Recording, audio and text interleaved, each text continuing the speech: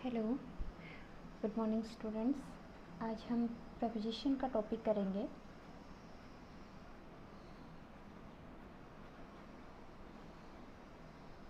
Preposition का topic part of speech का एक पार्ट है आपका, जिसके अंदर कुछ वर्ड्स रहते हैं जो कि प्लेस लेते हैं नाउन या प्रोनाउन से पहले। मतलब कि ऐसे वर्ड्स जिनकी जो पोजीशन होती है वो प्री यानी पहले होती है। तो मतलब अपन ये कह सकते हैं वर्ड्स, इस टाइप के जो वर्ड्स जिनकी पोजीशन क्या होती है, बिफोर, पहले होती है। अब किसके पहले होती है?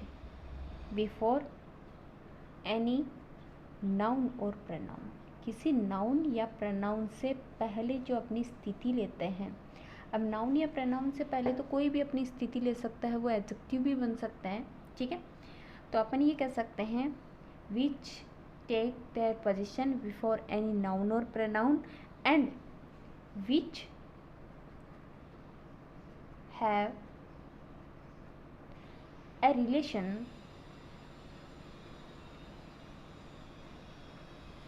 with other elements in the sentence.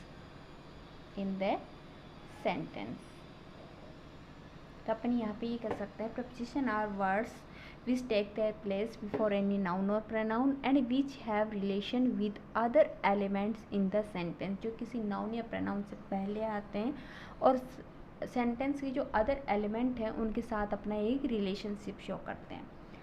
अब प्रपोजिशन अपनी हिंदी और इंग्लिश दोनों में यूज होते हैं।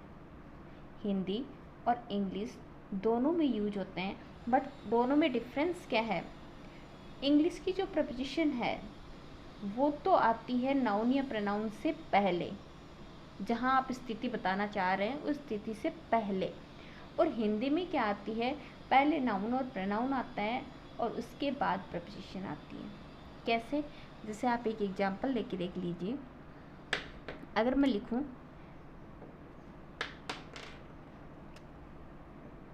टेबल पर पुस्तक है, ये मैंने हिंदी में लिखा है। अब मैं इंग्लिश में लिखूंगी तो मैं क्या लिखूंगी? There is a book on the table. यहाँ देखिए, यहाँ मैंने बुक की स्थिति किस पे बताई? इस टेबल पे बताई। ठीक है, तो ये जो प्रपोजिशन है पर, ये मैंने इस नाउन के बाद में लगाया। और ये मैंने कहा था हिंदी में प्रपोजिशन है वो उस नाउन या प्रोनाउन के जिसके साथ अपन स्थिति बता रहे हैं उसके बाद में लगाते हैं। यहाँ देखिए सेम ही सेंटेंस था, लेकिन मैंने टेबल वर्ड तो आगे लिखा हुआ है और मैंने प्रपोजिशन इससे पहले लगाई है। तो इंग्लिश और हिंदी में ये डिफरेंस है। हिंदी में प्रपोजिशन नाउन या प्रोनाउन के बाद लगता है, लेकिन इंग्लिश में नाउन या प्रोनाउन जिसके साथ उसका रिलेशन या बॉन्ड बता रहे हैं उससे पहले लगता है। एक एग्जांपल आप और देख सकते हैं, वह घर से आ रहा है। आ रहा है, इसका अपन इंग्लिश में बनाएंगे तो क्या आएगा? He is coming from home. He is coming from home. यहाँ पे भी आप देख सकते हैं अपन बात कहाँ से, घर से कर रहे हैं। तो हिंदी की प्रपोजिशन इसके बाद में आई है, जबकि इंग्लिश की प्रपोजिशन इस नाउन या नाउन से पहले आई है। तो ये डिफरेंस है आपकी हिंदी और इंग्लिश की प्रपोजिशन का। प्रपोजिशन दोनों में यूज होती हैं। हिंदी वाली जिसके साथ पोजीशन बताई जा रही है उसके बाद में आएगी, और इंग्लिश की प्रपोजिशन जो है वो आपका जिसके साथ आप पोजीशन शो करना चाह रहे हैं उससे जस्ट पहले उस प्रपोजिशन वर्ड को आप यूज करते हैं। और जो प्रपोजिशन का जो वर्ड होता है, जो प्रपोजिशन होती है, वो सेंटेंस में जो अदर एलिमेंट्स हैं उनके साथ भी एक रिलेशन और बॉन्ड शो करती है। अब अपन इनके फीचर्स की बात करते हैं प्रपोजिशन के लिए, जो एरर में क्वेश्चन भी पूछे जाते हैं इनसे रिलेटेड फीचर्स।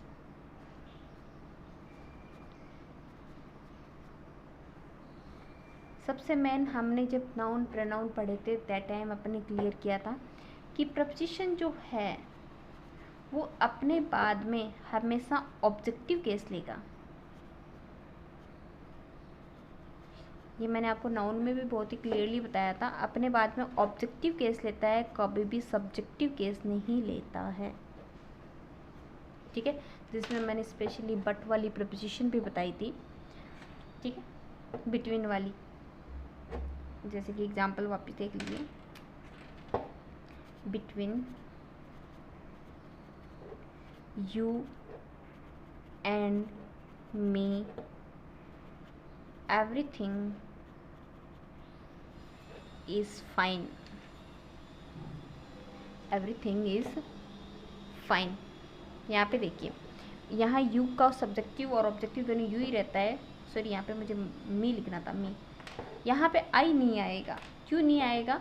क्योंकि प्रपोजिशन है बिटवीन, और उसके बाद में हम जो भी नाउन या प्रोनाउन यूज़ करते हैं वो हमेशा कौन सा केस रिसीव करेगा? ऑब्जेक्टिव केस रिसीव करेगा। तो फर्स्ट एरर के क्वेश्चन तो यहाँ से पूछे जाते हैं, प्रपोजिशन के बाद में सब्जेक्टिव केस दिया हुआ रहता है, जो कि सेंटेंस में एरर रहता है। नेक्स्ट देखिए, नेक्स्ट है आपका, अगर वर्ब आ रही है प्रपोजिशन के बाद, नाउन या प्रोनाउन नहीं है, तो प्रपोजिशन के बाद में जो वर्ब है वो V1 भी नहीं आएगी, V2 भी नहीं आएगी, V3 भी नहीं आएगी, V4 आएगी, और ना ही V5 आएगी। अगर प्रपोजिशन के बाद में वर्ब आई हुई है तो ना V1 आएगी। V1 कौन सी होती है? प्रेजेंट फॉर्म होती है। टेंस में हमने पढ़े हैं, ये प्रेजेंट फॉर्म होती है जो प्लूरल के साथ यूज होती है। ये आपकी पास्ट फॉर्म होती है, ये पास्ट पार्टिसिपल,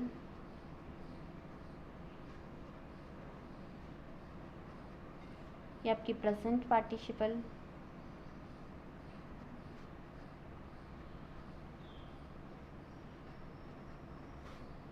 और ये अगेन प्रेजेंट फॉर्म ही है। ये सिंगुलर के साथ।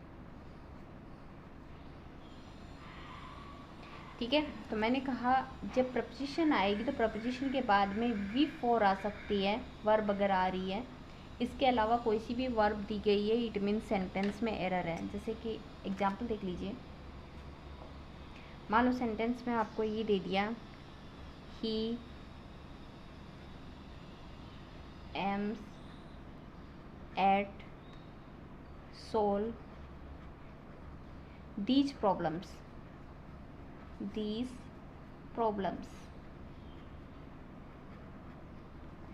ठीक है, और एरर फाइंड आउट करवा लिया। तो सेंटेंस में एरर कहाँ है? ये रही प्रपोजिशन और इसके बाद वर्ब दी गई है। यहाँ पे इन्होंने V1 दे रखी है, तो V1 नहीं आएगी, यहाँ पे क्या आएगा? सॉल्विंग आएगा। ओके, तो इसके अलावा आपको प्रपोजिशन का ये एरर याद रखना है। अब हम प्रपोजिशंस पढ़ेंगे। तो प्रपोजिशंस में सबसे पहले हम प्रपोजिशंस पढ़ेंगे ऑन,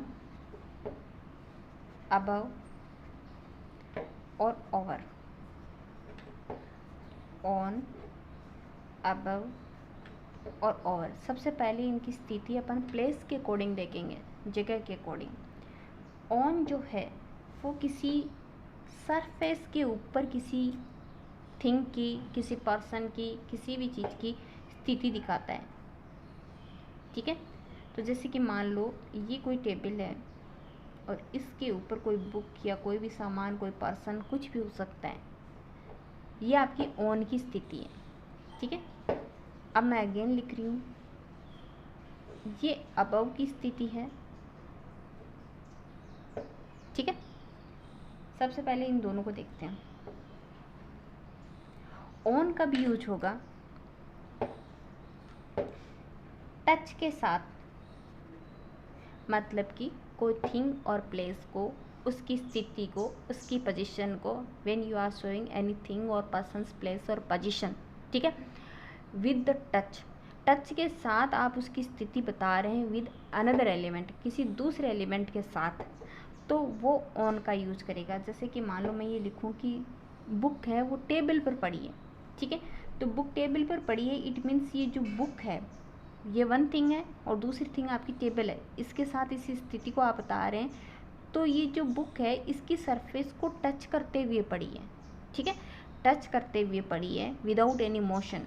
तो इस स्थिति को आप किस में बताएंगे, ऑन के साथ बताएंगे। तो इसमें सबसे पहले एक दूसरे के साथ टच अटैचमेंट होना चाहिए विदाउट मोशन,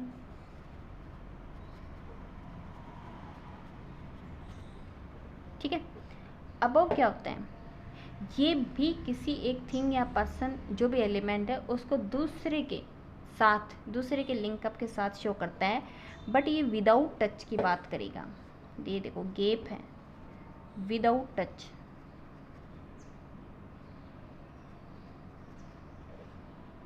तो अपन यहाँ पे कह सकते हैं विदाउट टच। इसमें मोशन हो भी सकता है और जरूरी नहीं मोशन हो, तो मतलब ये हो सकता है विद मोशन हो सकता है और मोशन लेस भी हो सकता है। लिटिल बिट मोशन इसमें भी हो सकता है, जैसे कि मान लो कोई पेट एनिमल है वो टेबल पे बैठा है तो थोड़ा बहुत वो मूव कर सकता है, बट बहुत ज़्यादा उसमें मोशन नहीं शो किया जाता है, तो लिटिल बिट मोशन इसमें भी शो किया जाता है। अपन एग्जाम्पल्स की बात करते हैं, जैसे मैं ये लिखूँ, there is a book on the table, on the table. तो टेबल, क्योंकि टेबल के ऊपर बुक है तो इसको टच करते हुए पड़ी, तो ये ऑन हो गया। अब अगर मैं ये लिखूं, the fan is my head, मेरे सर के ऊपर पंखा है, तो है तो मेरे सर के ऊपर बट वो मेरे सर को टच करते हुए नहीं है। तो टच करते हुए अगर नहीं है तो हमने यहाँ पे बात की थी, अगर टच नहीं हो रहा है, विदाउट टच है, तो आप इसका यूज करेंगे, अबव का यूज करेंगे। तो यहाँ पे किसका यूज हो जाएगा, अबव का यूज हो जाएगा। अब ओवर क्या होता है, जब कोई भी थिंग अगर किसी दूसरी थिंग या पर्सन को मिनिमम 2 साइड से और मैक्सिमम कितनी भी वोट एवर साइड अपनी, वैसे नॉर्मली अपन डायरेक्शन जो यूज़ करते हैं 4 लेते हैं, लेकिन अगर ज्योग्राफी के अकॉर्डिंग अपन चलें तो जो डायरेक्शंस हैं वो भी बहुत ज़्यादा हो जाती हैं, ठीक है।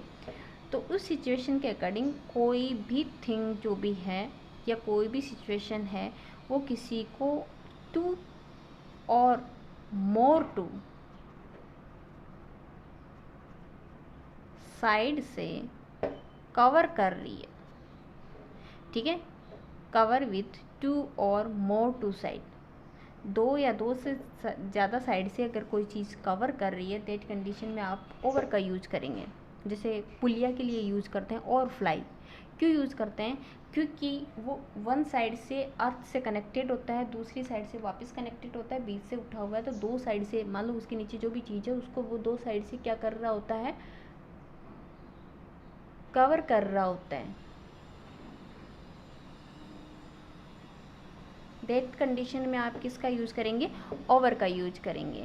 देखिए जैसे कि मान लो मैं ये बोलूँ, यहाँ मैंने फैन का यूज किया था, यहाँ मैं छत का, रूफ का यूज कर रही हूँ, देयर इज रूफ, और मैंने यहाँ पे ब्लैंक छोड़ दिया, माई हेड। अब मेरे को पता है जो रूफ है, रूफ छत जो है वो कम से कम 2 साइड से अर्थ से कनेक्टेड होने के लिए उसको बेस लेना ही पड़ेगा, चाहे वो किसी पोल से ही कनेक्टेड हो, ठीक है, दीवार से नहीं बनी हुई हो, पोल से ही ठहरी हुई हो, लेकिन वो कम से कम 2 साइड से कवर करेगी। तो कवर करेगी तो दैट कंडीशन में मैं ओवर का सॉरी यहाँ अबव का यूज़ नहीं करके किसका यूज़ करूँगी, ओवर का यूज़ करूँगी। जैसे रूफ है, मैं यहाँ पे हूँ, मैं यहाँ हूँ, तो ये जो रूफ है ये कम से कम 2 साइड से तो क्या करेगी, मुझे कवर करेगी, चाहे यहाँ दीवार नहीं होगी, नॉर्मली 2 पोल ही लगे हुए हों लोहे के, या फिर जैसे 4 साइड से या कितने भी साइड से या चारों दिशाओं से या कोई भी 2 दिशा से अगर मुझे कवर कर रही है, दैट कंडीशन में मैं किसका यूज़ करेंगी, ओवर यूज़ करेंगी। जैसे मैंने फ्लाई ओवर का एग्जाम्पल दिया था, फ्लाई ओवर का एग्जाम्पल मैंने ऐसे दिया था, ये मान लो पुलिया है, तो पुलिया के नीचे मान लो यहाँ पे जो भी चीज़ है, तो एक साइड से ये पुलिया इधर से कवर कर रहा है, एक साइड से ये पुलिया इधर से कवर कर रहा है, तो इसने मुझे दो साइड से कवर कर रखा है। अगर मैं इसके नीचे जाके खड़ा होकर देखूँ तो कोई भी चीज़ मिनिमम 2 साइड से एंड मोर देन 2 साइड से आपको कवर कर रही है, उस थिंग के लिए आप किसका यूज करते हैं, ओवर का यूज करते हैं। तो ये ऑन, अबव और की जो स्थिति थी किसके अकॉर्डिंग, ओनली प्लेस के अकॉर्डिंग, ठीक है। इसके अलावा ये टाइम के अकॉर्डिंग भी आते हैं या अदर सिचुएशन के अकॉर्डिंग भी आते हैं, कुछ फिक्स फ्रेजेस भी हैं, उनकी भी बात करेंगे हम। इसके लिए कुछ फिक्स फ्रेजेज हैं जो हमेशा अपने पहले ऑन प्रपोजिशन लेंगी। वो फिक्स फ्रेजेस कौन सी हैं पहले वो देख लीजिए। नॉर्मली जो इजी वे में यूज होती हैं ऐसे तो बहुत सारी हैं, जैसे कि ऑन फुट। जैसे सपोज करो आप पैदल चल के आए और आपसे पूछे कि आप कैसे आए, तो दैट टाइम आप क्या बोलेंगे, I came on my on foot, मैं मेरे खुद के पैरों पे चल के आया हूँ, ठीक है। तो on foot, on the phone, on the phone. जैसे सपोज करो आपकी मदर फ़ोन पे बात कर रही है और कोई पड़ोसी आता है और आपकी मदर के बारे में पूछ रहा है, तो दैट टाइम आप क्या कहेंगे, my mother is on the phone, और phone call. On the radio, कोई रेडियो सुन रहा है तो उसके लिए on the radio. On strike,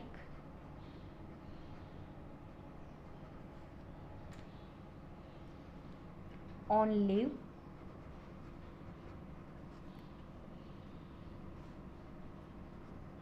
on the well, on television. जैसे कई बार बच्चे क्या होता है कि मैंने उसे टेलीविज़न में देखा था, जैसे सपोज करो आपने नरेंद्र मोदी को देखा और आप कहोगे I saw him in television, in television नहीं, I saw him on the television, ठीक है। On holiday, he is on duty. और इसके अलावा जैसे बिफोर डेज नेम है, उनके लिए भी ऑन का यूज़ करते हैं। बिफोर डेज नेम, दिनों के नेम से पहले। जैसे on Sunday, on Monday, Tuesday, Wednesday etcetera, ठीक है। ये आपकी कुछ जनरल वे में यूज़ होने वाली फ्रेजेस हैं जो आपको यूज़ करनी होती हैं। इसके अलावा हम बात करेंगे अबव की।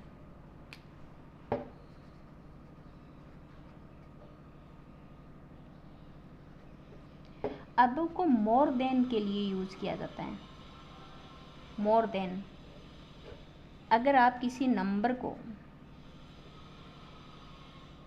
मोर देन के सेंस में शो करना चाह रहे हैं तो आप किसका यूज़ कर सकते हैं, अबव का यूज़ कर सकते हैं। जैसे मान लो आप लिखें his income is above 20,000 per month, sorry MONTH। आप अगर ये कहना चाह रहे हैं उसकी इनकम है वो 20,000 से ऊपर है, तो आपने ये जो नंबर दे रखा है, ये जो डिजिट दे रखी है, इससे ऊपर मोर देन को शो करने के लिए आपने किसका यूज़ किया, अबव का यूज़ किया। जैसे आप ये भी लिख सकते हैं ही इज़ अबव 30। मान लो किसी की एज देख के आप ये कहना चाह रहे हैं कि उसकी एज है वो 30 से अबव है, तो इस नंबर से ऊपर आपने बताने के लिए, मोर देन को बताने के लिए, इसको एक्सप्रेस करने के लिए आपने किसका यूज़ किया, अबव का यूज़ किया। ऐसे ही आपका ओवर का हो जाएगा।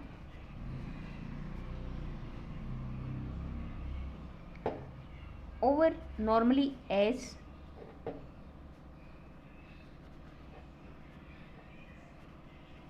या टेम्परेचर को शो करने के लिए यूज किया जाता है। देखो ये मैंने जो यूज़ किया 30, ये मैंने यहाँ पे यूज़ कर लिया, इसके आगे एज मेंशन नहीं है, एज कहीं भी मेंशन नहीं है, तो मैंने कहा ये दोनों के लिए यूज़ हो सकता है। नॉर्मली जैसे स्टूडेंट्स के नंबर भी हो सकते हैं 30, लेकिन जो ओवर है वो आप किसके लिए, नॉर्मली एज और टेम्परेचर के लिए यूज करते हैं। जैसे कि मान लो मैं ये लिखूँ